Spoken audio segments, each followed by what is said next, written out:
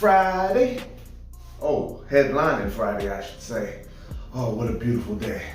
At least I hope it's gonna be. Welcome back to Eddie B TV. I am, of course, Eddie B. Nice to see y'all. And we are back at you again today for another reaction video. And on this wonderful, wonderful Friday, we're gonna get into some more George Carlin today. All right. Love me some George, man. Now, I've done a lot of George. I've already said, like a broken record that I am, he's my all-time favorite comedian. Nobody comes close to this man according to me, that's all, just me. I don't care how anyone else feels about their favorites. Have your favorites, I'll have mine. But this guy is not only a favorite of mine, he's a lifesaver, man. He's somebody who helped alter my way of thinking a little bit and made me think about a lot more as opposed to a lot less. So I guess that's a big help, you know, especially to someone that was a numbnuts like me back when I was young. But yeah, man, we're gonna get the one from George, like I said, and this one is called Flying. Okay. Now, I'm assuming he's talking about flying on airplanes because nobody can fly in real life. Well, unless you a bird or something like that. But yeah, man, you know, we're talking about flying. And it says live from NYC 92. So if this was 92, wait a minute. This is either doing it again or not back in town. Jammin in New York, probably. It's either one of those two. I'll recognize it probably when I see it because, you know, his wardrobe and the venue days, that is very easy to tell. So yeah, we're gonna get into this one, like I said, George Carlin with Flying. And if you like this reaction, please like, comment, and subscribe to your boy. Keep everything going. All right. So yeah, man, George Carlin always has a very intellectual, funny take on everything. And I'm pretty sure that this subject here is not gonna be any different. So let's check it out. George Carlin with Flying right here on Eddie B TV. Wonderful Friday, headlining this day. Let's get into this.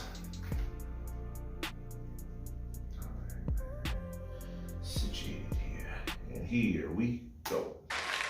Something else we have in common, flying on the airlines and listening to the airlines announcements. On the airlines. And trying to pretend to ourselves that the language they're using is really English. Doesn't seem like it to me. Okay. The whole thing starts when you get to the gate. First announcement. We would like to begin the boarding process. Extra word, process. Not necessary. Boarding is enough. We'd like to begin the boarding. Simple, tells the story. People add extra words when they want things to sound more important than they really are. Boarding process sounds important. It isn't. It's just a bunch of people getting on an airplane. Yeah, that's real. People like to sound important. Weathermen on television talk about shower activity. Sounds more important than showers. I even heard one guy on CNN talk about a rain event. Swear to God. He said, Louisiana's expecting a rain event. I thought, holy shit, I hope I can get tickets to that. Let's go to that rain event, y'all. We first in line. Emergency situation. News people like to say, police have responded to an emergency situation. No, they haven't. They've responded to an emergency. We know it's a situation. Everything is a situation. Yeah. Anyway, as part of this boarding process, they say, we would like to pre-board. Well, what exactly is that, anyway? What does it mean to pre-board? You get on before you get on?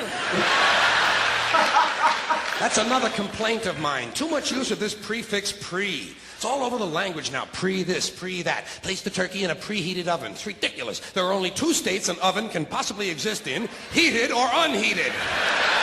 Preheated is a meaningless fucking term. It's like pre-recorded. This program was pre-recorded. Well, of course it was pre-recorded. When else are you going to record it? Afterwards? That's the whole purpose of recording, to do it beforehand. Otherwise, it doesn't really work, does it? No, it don't. Pre-existing, pre-planning, pre-screening. You know what I tell these people? Pre-suck my genital situation.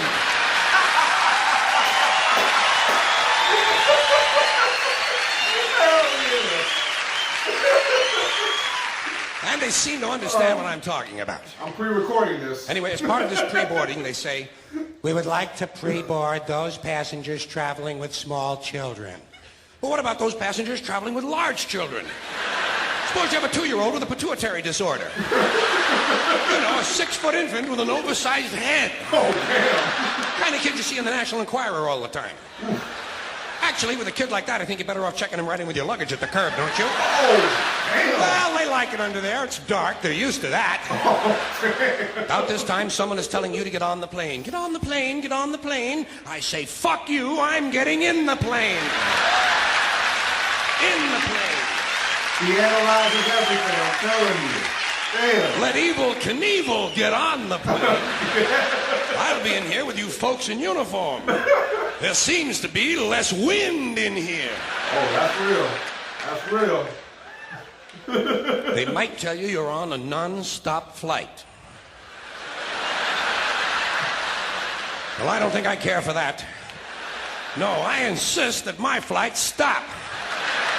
Preferably at an airport. Yeah. It's those sudden, unscheduled cornfield and housing development stops that seem to interrupt the flow of my day. Here's one they just made up. Near miss.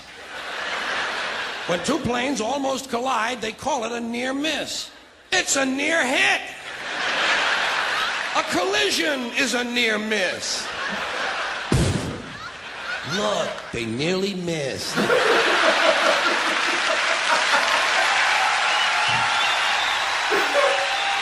never thought of it that way, man. I swear. Yes, but not quite. No, yeah, not quite, yo. Damn, that'd be funny. They might tell you your flight has been delayed because of a change of equipment. Broken plane. Yeah. Tell me to put my seat back forward. Well, I don't bend that way. Oh, no. If I could put my seat back forward, I'd be in porno movies. Oh, okay. Yeah. Then they mentioned carry-on luggage. First time I heard carry-on, I thought they were going to bring a dead deer on board. I thought, what the hell do they mean with that? Don't they have the little TV dinners anymore? Then I thought, carry on, there's going to be a party. People are going to be carrying on the plane. Well, I don't care for that. I like a serious attitude on the plane, especially on the flight deck, which is the latest euphemism for cockpit. Oh. Can't imagine why they wouldn't want to use a lovely word like cockpit, can you? Especially with all those stewardesses going in and out of it all the time.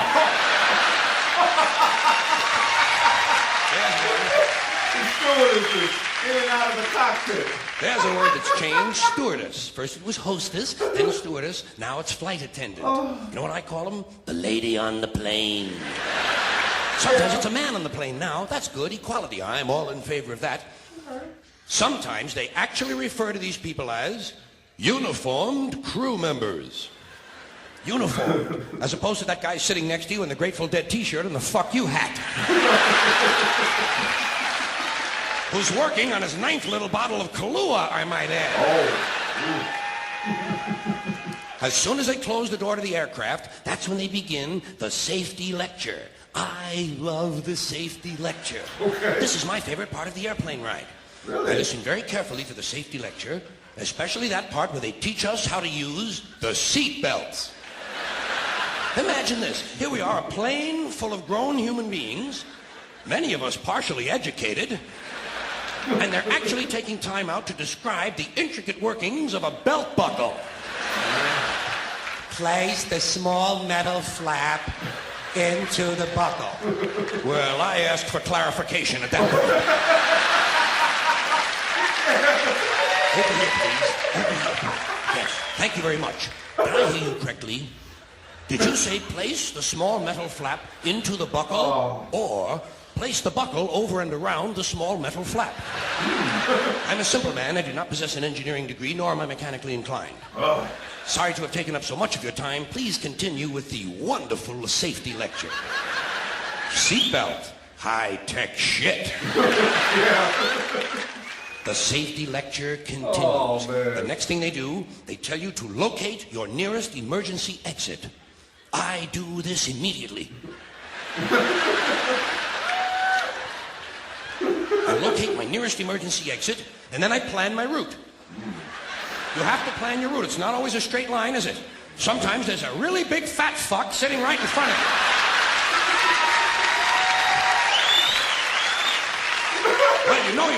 him. No. I look around for women and children, midgets and dwarfs, cripples, war widows, paralyzed veterans, people with broken legs, anybody who looks like they can't move too well. The emotionally disturbed come in very handy at a time like this. Oh, damn. You might have to go out of your way to find these people, but you'll get out of the plane a lot goddamn quicker, believe me.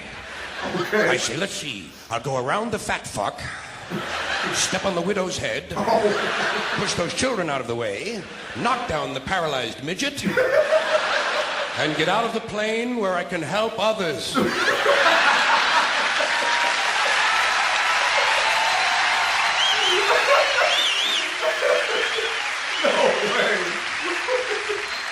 I can be of no help to anyone if I'm lying unconscious in the aisle with some big cocksucker standing on my head. I must get out of the plane, go to a nearby farmhouse, have a Dr. Pepper, and call the police. Dr. Pepper first. The safety lecture What continues. is wrong? In the unlikely event, this is a very suspect phrase. Especially coming as it does from an industry that is willing to lie about arrival and departure times. Yeah. In the unlikely event of a sudden change in cabin pressure, roof flies off. An oxygen mask will drop down in front of you. Place the mask over your face and breathe normally. Well, I have no problem with that. I always breathe normally when I'm in a 600-mile-an-hour uncontrolled vertical dive. Yeah. I also shit normally. Right in my pants! That'd be all of us, trust me. They tell you to adjust your oxygen mask before helping your child with his. I did not need to be told that. In fact, I'm probably going to be too busy screaming to help him at all. Right? This will be a good time for him to learn self-reliance. If he can program his fucking VCR, he can goddamn jolly well learn to adjust an oxygen mask. Yeah. Fairly simple thing, just a little rubber band in the back is all it is. I could have figured that Not out. nearly as complicated as, say, for instance, a seatbelt. Oh, yeah. Not that complicated. The safety lecture continues. Damn. In the unlikely event of a water landing.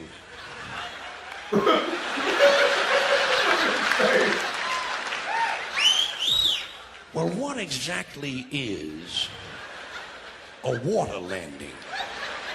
Am I mistaken, or does this sound somewhat similar to crashing into the ocean? Yeah. Your seat cushion can be used as a flotation device. Well, imagine that. My seat cushion. Just what I need to float around the North Atlantic for several days, clinging to a pillow full of beer farts.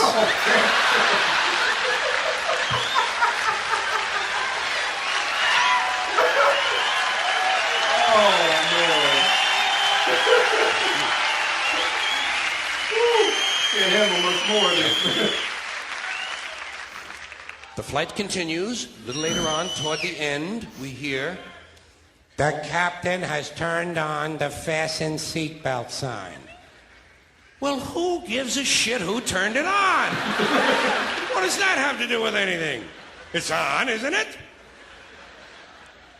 And who made this man a captain, might I ask?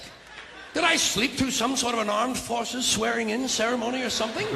Captain, he's a fucking pilot, and let him be happy with that. If those sightseeing announcements are any mark of his intellect, he's lucky to be working at all. Tell the captain, Air Marshal Carlin says, go fuck yourself.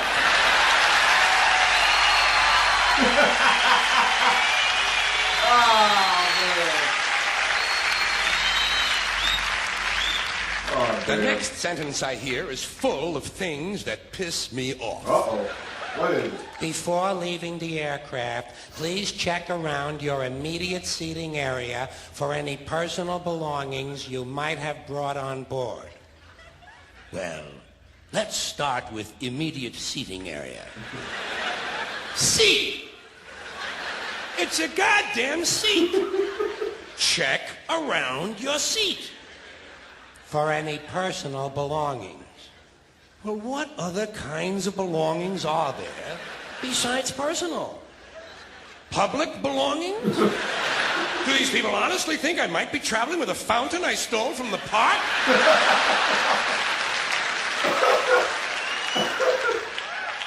You might have brought on board. Well, I might have brought my arrowhead collection. I didn't, so I'm not going to look for it. I'm going to look for things I brought on board. Would seem to enhance the likelihood of my finding something, wouldn't you say? Yeah. Damn, man. Telling me to return my seat back and tray table to their original upright positions? Fine. Who's going to return this guy in the Grateful Dead t-shirt and the fuck you hat to his original upright position? I don't know. It ain't gonna be About me. this time, they tell you you'll be landing shortly. That sound to you like we're going to miss the runway? Oh. Final approach is not very promising either, is it? Final is not a good word to be using on an airplane. Sometimes the pilot will get on and he'll say, we'll be on the ground in 15 minutes. Well, that's a little vague, isn't it? Yeah.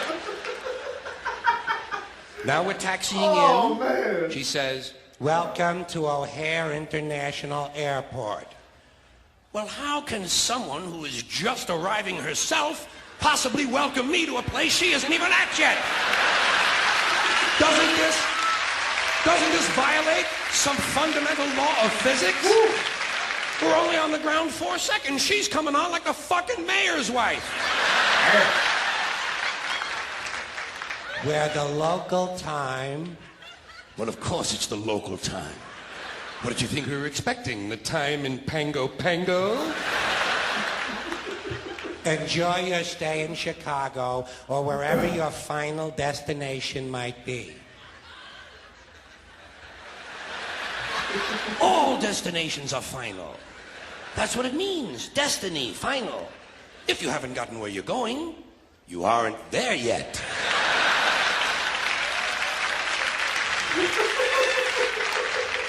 The captain has asked. More shit from the bogus captain. I know, right? You know, for someone who's supposed to be flying an airplane, he's taking a mighty big interest in what I'm doing back here. What's up with that, pilot? That you remain seated until he has brought the aircraft to a complete stop. Not a partial stop. Because during a partial stop, I partially get up. Continue to observe the no smoking sign until well inside the terminal. It's physically impossible to observe the no smoking sign even if you're standing just outside the door of the airplane. Much less well inside the terminal. You can't even see the fucking planes from well inside the terminal. Oh, man. This is George right here, man. I'm telling you.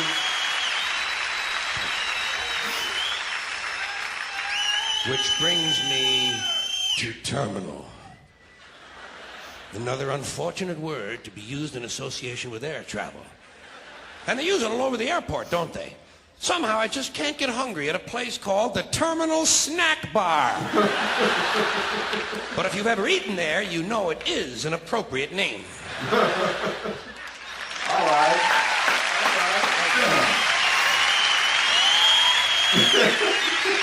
Thank you very much. Damn, man.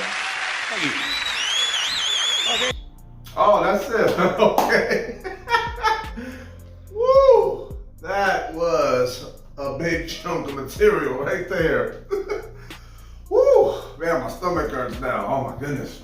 All right, that was George Carlin, y'all, with Flying. Well, man. What to say about this? Well, I think I might have said this a couple of times before. I've only been on an airplane, if you count round trip, a total of 3 times, and if you count, one way, it'd be 6 times, But I swear, man, flying is a very nerve-wracking thing. I don't think everyone fully has, that nerve-wracking feeling of flying completely out of this system. If you do, then hey, I want to know what you do for a living. I want to know what you do with life, man, because I think I want a piece of your brain. But yeah, man, it's like when the times I've been on a plane. Yeah, he is right. I've heard exactly these very same things with the safety lecture, the beginning part before the safety lecture and afterwards and all that.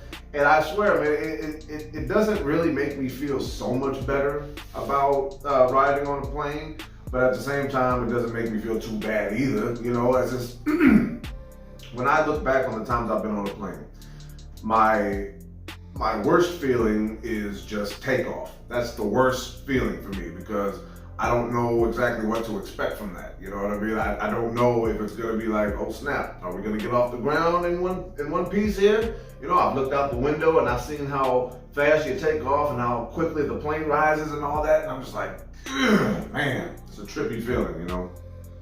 I'm not so afraid that I'm like panicky or nothing like that, but you know, I do have nervous feeling, you know, in my stomach, you know, before takeoff, but you know, it's just, the things they say are so elementary that you would think that they wouldn't even have to say it. It would just be implied just by being able to ride on a plane in the first place. But who knows, you know, like if you've never ridden on a plane before, then okay, maybe you might want to get like a pre-flight, oh God, here I go using the prefixes again.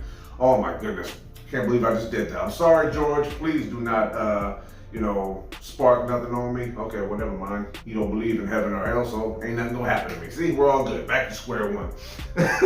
I think that if you've never ridden on a plane before, you should like read up on some stuff, you know, that way you know exactly what's going on. I don't think it should have to be spoken on the intercom on the plane, but that's just me. But talking about language on the plane, you know, I've heard a lot of this before. You can't make jokes, you know what I mean? You can't mention certain words, you know, like bomb or things like that. I don't know why, you know what I mean?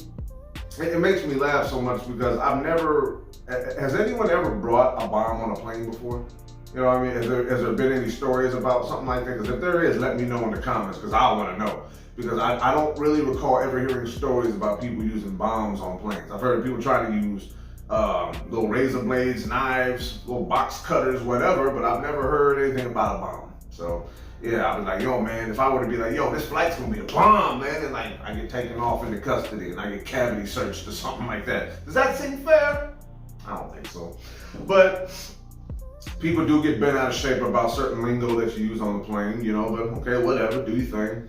But talking about the beginning though, he's right when he said that people add extra words when they want things to sound more important. I think that's a part of the entire language here in America, man, because there's certain things that you should just say and that everybody should know that. But they attach all these extra over-exaggerated technical terms and just to make you think like, oh, okay, well they made it sound technical so it can't be so dangerous, right? No, dangerous. It's like the one thing that made me laugh when he was talking about near miss. I never would have thought of it that way because like that saying has been engraved in my head that you like, it just makes sense to you. You know what I mean? It doesn't really sound like it makes a lot of sense when I hear him say it, but yeah, man, I near miss. I was like, well, you know, it's a near miss that they missed. Yeah, does that make sense to you now? No, it don't. But aside from that, what did he say? Change of equipment. You know what I mean? Like, okay, when you hear change of equipment, what does that really mean to you? You know, it doesn't mean anything. It's just like, oh, what are they gonna do? Put some equipment, you know, that right there? No, it just means that the plane is broken and we need to change out this equipment to get the plane running smoothly. But no, they can't say, no, your flight has been delayed because the plane is broken. That means if they fix it, who's gonna wanna get on that plane? It's like they're appealing to people's fears and insecurities, you know, which I don't think is quite right, but hey, man, like if I were to find out that my plane was being delayed because of a change of equipment, I'd be like, I'll take the next flight then. That would just be me, you know what I mean? Or maybe I wasn't paying attention. Might have happened on a couple flights I've been on. But I like the way George just breaks everything down to a point where you're just like, yeah, who the hell even started saying this and why did it stick? How come no one said, hey, don't say that stupid shit no more? How come no one ever did that? I don't know, man. It's like we're so quick to accept nonsense that we don't ingest more more common sense factors, you know? It's like common sense is way on the back burner now, and everything that they're saying is deemed common sense, but no one knows what the hell it means. They just go along with it like it's nothing, you know, and that's weird to me, but it does happen. You know, I've tried my hardest just being a fan of George Carlin over the years to examine a lot more, you know what I mean? And people call me paranoid, but I'm like, I don't care. If I find out that everything is cool, I'll go along with it like it's nothing. But, you know, if it turns out to be a little shady, a little bit nonsensical, yeah, I question things. I investigate things. I try to figure things out. But yeah, man, like, the way he described all these things, man, it's just like, why would you say, like, one of the parts at the end when he was just like, please check around your immediate seating area. Why would anyone ever say that in real life? Like if I had dropped something and I was sitting at the dinner table or something and I thought I lost something or whatever, and everyone was just like, hey, check around your immediate seating area. Like, no, it was like, check around where you're sitting. Check around your seat, like he said, you know what I mean? This is everything that George does when he breaks things down is trying to get you guys to realize that you don't have to speak like this. You don't have to sound like a so-called smart person when really you're just a smart moron. That's how I see it anyway, you know, it's just like, I love how he breaks it all down, and that's one of the reasons why George is my favorite all-time comedian, because not only does he make you think, not only can you learn from him, but you laugh all together at the same time, and it never ever gets old. I could watch all the clips that I'm familiar with George, I could watch those all day and not feel like, you know, I wasted any time. You know, because I might forget about some things because of my conditioning from a kid to this point. But you know what? Hey, listen to George, man. He'll get you thinking right. Because whether he meant to or not, man, he made you think realistically instead of stupidly, if that's even a word. But yeah, man, I'm going to go ahead and cut it off right there, man. All right, that was George Carlin, y'all, with Flying. And if you like that reaction, please like, comment, and subscribe to your boy. Keep everything going, like I'm always saying. So yeah, man, I kind of feel like I'm a long, boring airline announcement sometimes when I talk. You guys feel that way? Nah, it don't matter if you do. I gotta do me, yo. So yeah, this is gonna be Eddie B TV signing off. One more again here. Wonderful Friday, man. George is gonna be a frequent headliner for the Fridays, because Friday is like a day where I think the best thing in my brain should come out. And yeah, man, you can't go wrong. You know, in my opinion, you definitely cannot go wrong with George Carlin, man. He's the greatest to me, and just overall one of the greatest comedians to ever do it. So yeah, man, another week of stand-up comedy come and gone, man. I'm very happy with what I got to this week. Hopefully I can get into some more new stuff, man, but you know, we'll see what I gotta juggle and see what I can fit into the schedule next week. So yeah, thank y'all for tuning in with me one more time. Hope y'all had a lot of fun. Love and appreciate y'all. Peace.